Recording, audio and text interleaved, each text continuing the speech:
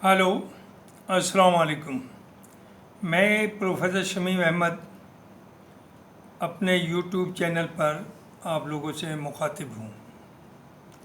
आज मेरा जो मैंने शुरू किया था आपसे पहले उसमें बताया कि कुछ दीनी मामलात जो कि नो डाउट बहुत सेंसिटिव मामलात हैं, उनके ऊपर कुछ जो मैं सोचता हूँ, जो मेरी सोच है, वो आप लोगों के सामने रखूँगा। पार्ट 1 उसका हो चुका है। अब मैं पार्ट 2 में जो लूँगा वो social and educational problems of Muslims, इसके बारे में लोगों की क्या राय है, इस्लाम के मुताबिक क्या हो सकता है, होना चाहिए, और उलमाओं का इसमें क्या रोल है। ये कुछ बातें इसमें कड़वी भी हैं, लेकिन मेरी कोशिश है कि जिन लोगों को लोग कंट्रोवर्शियल समझ करके उस पर अपनी कोई राय देते ही नहीं, उससे कम्युनिटी के अंदर एक बहुत ही अनअवेयरनेस रहती है और उन्हें कोई प्रॉपर डायरेक्शन नहीं मिलती है। पहले तो मैं एक ये बात करूँगा कि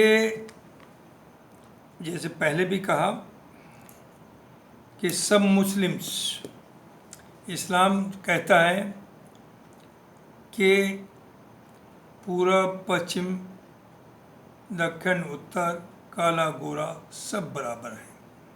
bye birth there is no difference between the people who are following Islam और who claim to be follower of Islam, जो अपने को मुसलमान कहते हैं। लिहाजा इसमें मैंने पिछली बार ये राय दी थी कि अगर हो सके, जाहिर है I have no right to dictate, ना ही कोई सुनने वाला है, लेकिन हम लोग अपने साथ जो कास्ट का आइडेंटिफिकेशन है, सैयद लिखते हैं, ख़ान लिखते हैं, सिद्दीक लिखते हैं, शेख लिखते हैं, अंसारी लिखते हैं, अब्बासी लिखते हैं एंड सो ऑन, उसे ख़त्म करें। ये एक कदम होगा वन फेज ऑफ मुस्लिम्स उसकी तरफ। अब उससे आगे चलिए, कुछ लोग हम जो कि एक साजिश है इंटरनेशनल कम्युनिटी की, वेस्टर्न कंट्रीज़ हो या कोई भी कंट्री हो, लेकिन हम उसके शिकार होते हैं क्योंकि हम लोगों में भी हर तरह के लोग हैं। तो एक बार बार बात आती है कि there is a liberal Islam and there is a fundamentalist Islam. इस बारे में मेरा ये कहना है कि there is only one and one Islam. ना वो फंडामेंटलिस्ट कहलाएगा, ना वो लिबरल कहलाएगा। और इस्लाम में आपके पास दो रास्ते नहीं हैं कि ये भी कर लूँ और ये भी कर लूँ और बीच का रास्ता मैं ढूंढ लूँ। नो, या तो है या नहीं है, बीच का रास्ता नहीं है। आप ये नहीं कर सकते कि मूर्ति की पूजा भी करें और मस्जिद में जाके नमाज भी पढ़ें। या तो आप मूर्ति की पूजा पढ़िए, then you are no more follow of Islam, या सिर्फ मस्जिद में जाइए। आप दोनों काम नहीं कर सकते, दिस इज नॉट परमिसिबल। उसी तरह और मजहबों में भी है। हिंदू अगर वो है तो वो नमाज नहीं पढ़ सकता, उसका मजहब उसे अलाउ नहीं करेगा। यहूदी हैं, सिख हैं, सबके यहाँ अपना तरीका है। तो इसलिए आप इस तरह की बातें सुनना भी छोड़ दीजिए और कहना भी छोड़ दीजिए। और आपके यहाँ ही कुछ ब्रोकर्स हैं जो इस बात को बार बार उभारते हैं कि we are follower of liberal Islam and they are fundamentalist. ऐसा कुछ नहीं है, इस्लाम सिर्फ और सिर्फ एक है। उसके बाद मैं आऊँगा कि हम लोगों ने, हमारे उलमाओं ने, जिसका हम शिकार हुए, सब नहीं, बहुत अच्छे उलमा हैं, बहुत नॉलेजेबल हैं, जिन्होंने सच पूछिए इस्लाम को एस्टेब्लिश किया हुजूर के बाद। लेकिन आजकल ज़्यादा बीच में भी कुछ लोगों को ने अपने को प्रमोट करने के लिए ना जाने कितने सेक्ट्स शुरू कर दिए। शिया सुन्नी, देवबंदी बरेलवी, आगा खानी, बौरे एंड सो ऑन। तो ये इसका कहीं कुरान में जिक्र नहीं है। ये हमारा अपना क्रिएशन है और हमने अपने को प्रमोट करने के लिए कुछ उलमाओं ने अपना नया रास्ता ढूंढा और उसे फैलाया। चलिए मैं मानता हूँ वो भी आप फैला लें, आपने जो आपकी समझ में आया। लेकिन साथ साथ आपने दूसरों को बुरा कहा और हेट्रेड क्रिएट की आपस में। यहाँ तक कहा सुन्नियों ने कि शिया का हाथ का खाना भी गुनाह है, वो तो खाने में ये मिलाते हैं वो मिलाते हैं, उनसे बेहतर तो गैर मुस्लिम है। उसी तरह शियाओं ने भी, कुछ उलमाओं ने उन्हें ये समझाया कि या तो जो मुसलमान हैं हमारे साथ मुहर्रम मनाएं, मातम करें, वरना वो यजीद की औलाद है। देखिए दोनों ही गलत हैं। हज़रत अली हुजूर के दामाद थे, चचेदार भाई थे। हसन हुसैन उनके नवासे थे जो उन्हें दुनिया में सबसे ज़्यादा प्यारे थे। तो कोई भी सुन्नी अगर उन्हें नहीं मानता तो वो मुसलमान हो ही नहीं सकता। तो ठीक है, कुछ रसूमात हैं जो शिया करते हैं, आप ना करें, लेकिन उसे आप बुरा ना कहें कि वो बुरा कर रहे हैं। और शिया ये ना कहें कि जो वो नहीं कर रहे हो जो उन जैसा, वो यजीद की औलाद है। यजीद ने गलत किया, उसे कोई सुन्नी कोई भी अगर उसे जस्टिफाई करता है, सही कहता है, मैं नहीं समझता। हालांकि मैं जानता हूँ कुछ लोग कहते हैं, जस्टिफाई करते हैं, और कुछ ही जिद में करते हैं। चूँकि शिया उन्हें मानते हैं तो हम उन्हें उल्टा कहें, this is not permissible, this is not correct. इससे बिटरनेस भी पैदा होती है। तो जो मैंने कहा, आपको सीखना पड़ेगा मौलाना कल्ब सादिक साहब की जो उन्होंने लेसन दिया उसे फॉलो करना चाहिए। वो शिया थे लेकिन मैं उन्हें अपना गुरु मानता था। मैं सुन्नी हूँ, फिर भी मैं उन्हें मानता था, किसी सुन्नी को नहीं, उन्हें मानता था। अब आइए आगे। आपके यहाँ कुछ मामलात ऐसे चले जिस पे हमारे उलमाओं की एक तरह से क्रिमिनल साइलेंस रही। These are very controversial. जैसे नंबर 1, इंस्टेंट 3 तलाक। कुरान के अंदर पूरा चैप्टर है कि कैसे तलाक दी जाए, लेकिन मुसलमानों के सब नहीं। मैंने पहले भी कहा कि सब के यहाँ 3 तलाक नहीं थी, कुछ सेक्ट्स में ये 3 तलाक जारी थी। और वो कहते, उन्होंने क्या बता दिया आपके उन उलमाओं ने कि अगर आपने टेलीफोन पे, आपने शराब पिए हुए नशे में, आपने सोते हुए, आपने लड़ते हुए तलाक कह दिया तो तलाक हो गई, जो कि गैर इस्लामिक थी। ये इस्लाम का हिस्सा नहीं था। लिहाजा गवर्नमेंट को एक मौका मिला, उन्होंने इंटरवेन किया और इसे एक्सप्लॉइट किया, आपको जलील किया और पार्लियामेंट से कानून पैदा किया। आखिर तक आप चुप रहे, आप नहीं बोले। ये 3 तलाक इस्लाम का हिस्सा नहीं था, लेकिन इसके पीछे एक बहुत बड़ी साजिश थी जिसे कहते हैं हलाला। हलाला में क्या हो रहा था? क्या आपने गुस्से में या शराब पिए 3 तलाक की, अब मोहल्ले वाले रिश्तेदार सब कहने साहब ये तो तलाक हो गई, उलमाओं ने कहा। अब वो किसी आलिम के पास जाते हैं, साहब मुझसे ये गलती हो गई, क्या करूँ, मेरे बच्चे हैं, फैमिली कैसे चलेगी। उन्होंने कहा डोंट वरी। वो बड़े मियाँ उलमा जो है 75-80 साल के हैं, लड़की है 20 साल की। तो वो कहते हैं कि आप इनका, मैं हलाला मीन्स, उन्होंने हलाला को इंटरप्रेट किया कि मुझसे निकाह कर दीजिए, 2 रात मेरे साथ सोएगी और 2 दिन बाद मैं इसे तलाक दे दूंगा, उसके बाद आपके लिए हलाल होगी। देखिए हलाला वर्ड को इतना बदनाम किया गया है और इस पे हमारे उलमा बोलने को तैयार नहीं।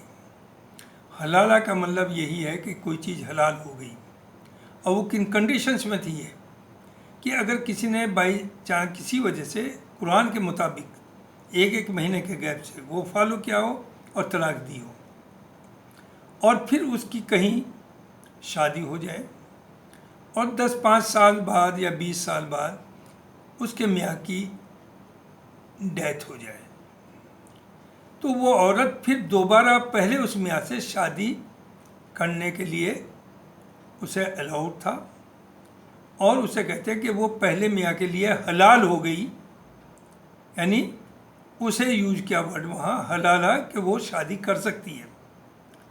लेकिन हमने उसे कहाँ यूज किया कि 80 साल का बूढ़ा 20-22 साल की लड़की के साथ 2 रात साथ गुजार रहा है, ये आपकी खुदगर्जी थी। लोगों ने बोर्ड्स लगा रखे थे कहीं कहीं यहाँ हलाला होता है, शर्म आनी चाहिए। Was it A part of Islam? It was not. लिहाजा इन्होंने बदनाम किया, पूरी उम्मत को बदनाम किया, इस्लाम को बदनाम किया, करने की कोशिश की, ये गैर इस्लामिक था। तो हलाला को समझना चाहिए। 3 तलाक पर अगर ये पहले ही कम से कम स्टेटमेंट थे कि ये गलत है, लोगों को डिस्करेज करते कि it is not Islamic, it is not, Quran में एक पूरा चैप्टर इसके ऊपर दिया, तो शायद ये नौबत ना आती। अब गवर्नमेंट फिर, चूँकि उन्हें तो एक मौका ढूंढना है, एक कानून ला रही है, पीछे अखबारों में भी आया था, हलाला के ऊपर कि इसे बैन करेंगे। अरे भाई, हलाला इस्लाम का, जिस हलाला की बात हो रही वो इस्लाम का हिस्सा है कहाँ? तो ये मौलाना आगे क्यों नहीं आते? चूँकि हमारी आपकी थोड़े ही सुनता है कोई, लोग तो सुनते हैं मौलानाओं की, उलमाओं की। तो ये आगे आके कहते क्यों नहीं कि साहब कानून या पार्लियामेंट में लाने की ज़रूरत नहीं, ये तो हम खुद ही कह रहे हैं ये हराम है। जिस तरह का हलाला चल रहा था ये हराम है, it is not part of Islam, but they don't speak, they don't speak. जैसे हर चीज़ पे उल्टा है। उसके बाद है एक बहुत ही सेंसिटिव मामला, वो है बैंक इंटरेस्ट का। बैंक इंटरेस्ट, एक तो है इंटरेस्ट, दूसरा है बैंक इंटरेस्ट।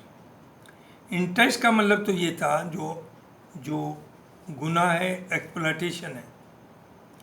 क्योंकि गुनाह इसलिए है कि उसमें एक्सप्लॉयटेशन होता था, और वही चीज़ गुनाह है जिससे दूसरे के ऊपर उसका गलत असर पड़े, उसकी मजबूरी का फ़ायदा उठाया जाए।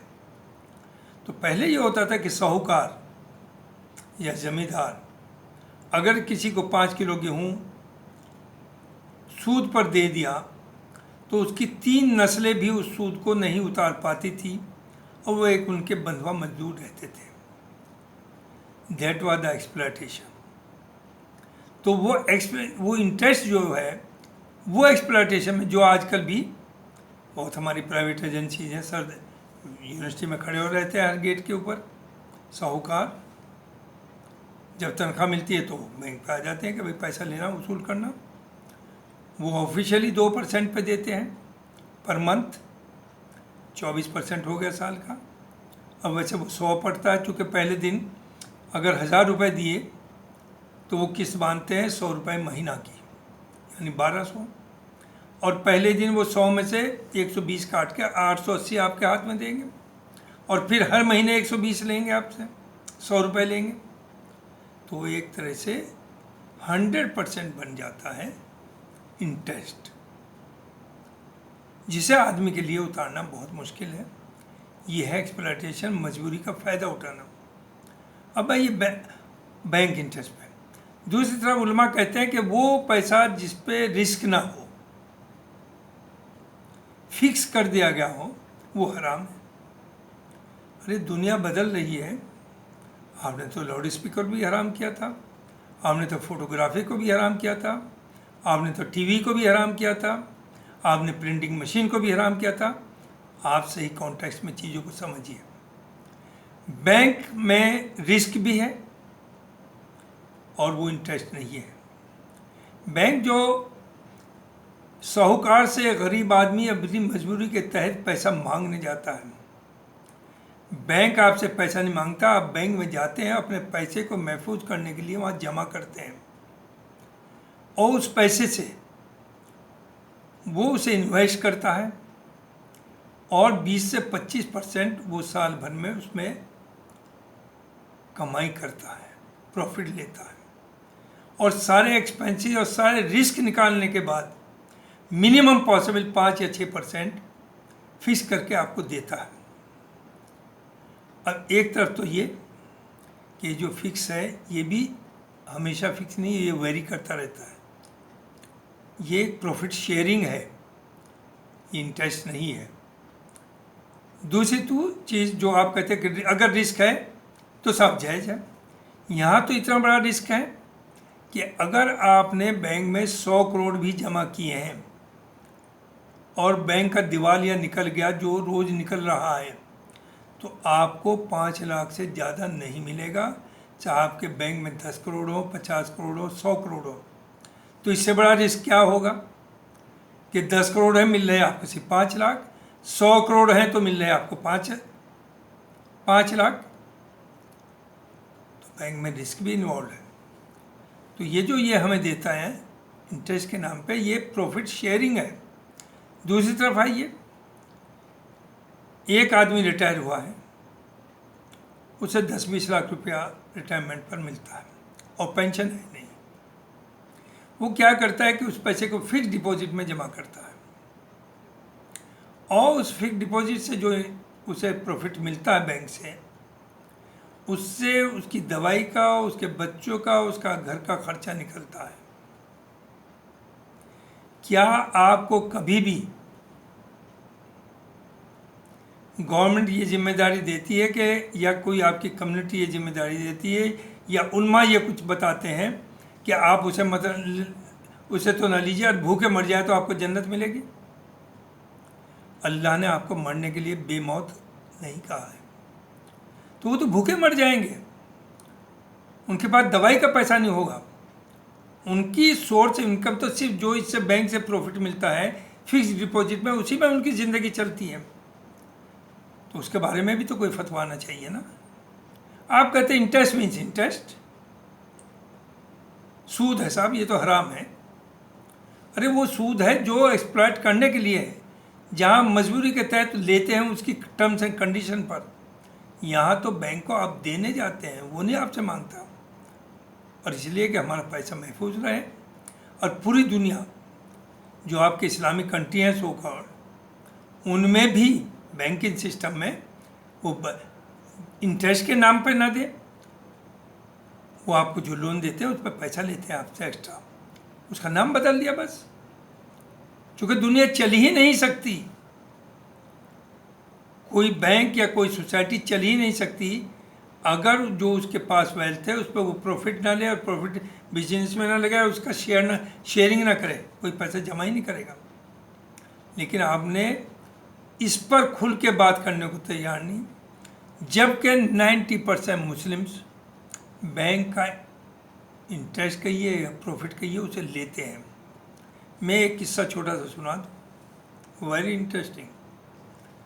तबलीगी जमात, जो मैं पहले भी कहा, एक बहुत बड़ा और बहुत अच्छा काम है, इस काम को बुरा नहीं कहा जा सकता, लेकिन they are confined to certain things only. उससे बाहर जाते ही नहीं, कहते हैं नमाज़ पढ़ो, रोज़ा रखो, जमात में जाओ, अल्लाह मियाँ मिल जाएगा, दुनिया भी सुधर जाएगी, दीन भी, जो बिल्कुल झूठ है। आप जमात में जाते हैं, चोरी छोड़ते नहीं, झूठ बोलना छोड़ते नहीं, दुनिया की हर बुराई आम में है। तो यह हर मस्जिद में जहाँ जहाँ भी सोका देवबंदी का ये वो है, हफ्ते में एक दिन शाम को बैठते हैं और कहते हैं कुछ दीन की बातें होंगी। तो हम 8-10 लोग थे, मैं भी बैठ गया गलती से। तो एक साहब ने फरमाया कि अगर आपके पास 1000 रुपया हलाल का है और 100 रुपये उसमें गलत तरीके के कमाए हुए जोड़ दिए तो 1100 के 1100 हराम हो गए। तो लोग सुनते हैं, चल देते हैं, समझते हैं बड़ी अच्छी बात कही है। मैंने खड़े होकर कहा, मगर जितने भी यहाँ लोग बैठे हैं आप सब पे हराम का माल है। अब शक्ल देके मगर बता दूं, जब जुमे के दिन नमाज के बाद बैंक जाते हैं, आमतौर से आधा दिन छुट्टी होती है एमयू में ख़ास तौर से, तो ये सारे दीनदार सोकाल वहाँ मिलते हैं अपनी फिक्स डिपॉजिट को चेक करते हुए कि कितना इंटरेस्ट बना, और फिर ये भी पूछते हैं कि साहब क्या कोई दूसरी तरह का ऐसा है इन्वेस्टमेंट बैंक में, कौन सी कैटेगरी जिसमें ज़्यादा इंटरेस्ट मिल सके, और इंटरेस्ट लेते हैं। तो ये बात ना तो चल पा रही है ना चल रही है। मैं अपने को कह रहा हूँ, मैं तो लेता हूँ बैंक का इंटरेस्ट और मैं उसे बिल्कुल गुनाह नहीं मानता। पैसे का डेप्रिसिएशन भी होता है ना। जो चीज़ आज 1,000 रुपये की आ रही, आपने बैंक में जमा कर दिया, 10 साल बाद वो आएगी 2,500 की। इस तरह से महंगाई बढ़ रही है, तो आपका तो पैसा डिवैल्यू हो गया। तो अगर वो प्रॉफिट नहीं लेंगे, वो इन्वेस्ट नहीं होगा, तो आप तो बर्बाद हो जाएंगे। इस्लाम बर्बादगी के लिए किसी से नहीं कहता कि आप बर्बाद हों, और इन्हें मिसगाइड मत करिए, इन्हें धोखा मत करिए। तो उलमाओं को ज़रूरी है कि इस मामले में वो आगे आएं और लोगों से बताएं कि ये जो हो रहा है, ये जो सूद के ऊपर बोले ना, इसे सूद वरना कहिए। बैंक से जो पैसा मिलता है, आपके पैसा जमा किया उसके ऊपर, उसके बारे में उलमाओं को चाहिए कि आपस में बैठें, बात करें, कुछ इंटेलेक्चुअल्स को भी बुलाएं, मिडिल ईस्ट से जो उलमा है उन्हें भी बुलाएं, और बात करें कि जो बैंक देता है क्या वो हराम है। उसमें तो रिस्क भी है और फिक्स भी नहीं है एक तरह से।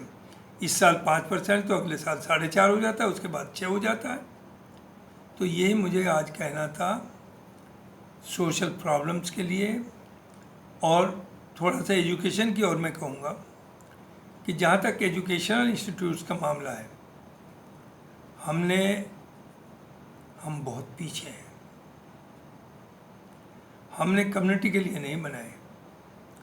बाय एंड लार्ज जो इंस्टीट्यूशन 47 के बाद बने हैं वो प्राइवेट लिमिटेड हैं, और उनका फ़ी स्ट्रक्चर भी ऐसा है जिसमें गरीब मुसलमान नहीं पढ़ सकता। 47 से पहले ना जाने कितने, हर ज़िले में आलमोस्ट एक इस्लामिया स्कूल या इस्लामिया कॉलेज के नाम से होता था, जिसमें मॉडर्न एजुकेशन दी जाती थी, और आलमोस्ट ना के बराबर फीस थी। गरीब से गरीब बच्चे पढ़ के वहाँ से निकले। 47 के बाद क्या हुआ है कि वो स्कूल तकरीबन बजाय आज वो यूनिवर्सिटी और ऊपर डिग्री कॉलेज होते हैं, वो तो बर्बाद हो गए, चूँकि बेसिकली वी आर करप्ट। हमारी जंग वहाँ ये रहती है कि मैनेजर कौन हो, ट्रेजरर कौन हो, प्रिंसिपल किसका बैठे। ये नहीं होती कि इसमें पढ़ाई हो रही या नहीं हो रही, टीचर्स क्वालिफाइड है या नहीं, उनकी तनख्वाहें मिल रही या नहीं मिल रही, तो वो तो उधर ख़त्म कर दिए।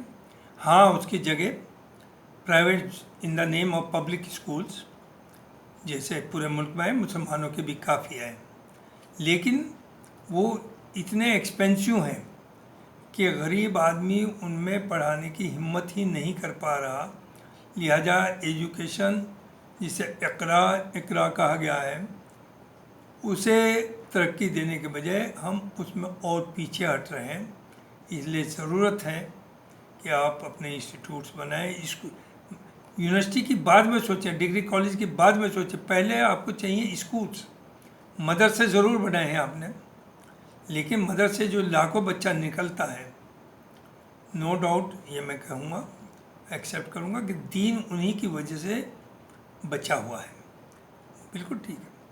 लेकिन दीन ने ये नहीं कहा कि आप भूखे नंगे रहिए। दीन ने ये कहा दुनिया के साथ आगे भी बढ़िए। तो उन बेचारों को ना तो कोई रोज़गार मिलता है प्रॉपर, ना उनकी अच्छी ज़िंदगी होती है। और मदरसों में बाय एंड लार्ज वो बच्चे आते हैं जिनके घर पर ना खाने को, कपड़ा भी उनका फ्री होता है, खाना भी मदरसे में फ्री होता है। डिमोरलाइज बच्चे होते हैं, उनकी हिम्मत भी नहीं होती सोसाइटी में आकर के वो सही बात कहने की हिम्मत करें। वो भी बाय एंड लार्ज दीन को बेचने की काम ही करते हैं। कोई तावीज़ गंडे करता है, कोई फूक करता है, ये सब वो करते हैं। सब नहीं, लेकिन मेजॉरिटी अच्छे लोग हर जगह होते हैं। वो अच्छे मदरसों में भी हैं, और मदरसों की मैं उसके ख़िलाफ़ हूँ कि आप कहें उन्हें बंद कर दीजिए, मॉडर्नाइज कर दीजिए। मदरसों में दीनी तालीम वैसी ही होनी चाहिए। साथ साथ बेहतर होगा कि ITI टाइप का रोज़ आना 2 घंटा, पहले तो उन्हें 6-7 तक थोड़ी अंग्रेजी मैथमेटिक्स सिखाइए, और उसके बाद ट्रेड्स दीन के साथ अगर 6 घंटा 8 घंटा आप खोलते हैं तो 2 घंटा रोज़ आना उन्हें। कारपेंट्री है, प्लम्बरी है, इलेक्ट्रीशियन है, AC है, मोबाइल्स हैं, इसकी ट्रेनिंग दीजिए, जो वो वहाँ से फारिग हो करके अपनी रोजी रोटी भी कमा सकें। तो यही मुझे कहना था। थैंक यू वेरी मच, बहुत बहुत शुक्रिया। अस्सलाम वालेकुम।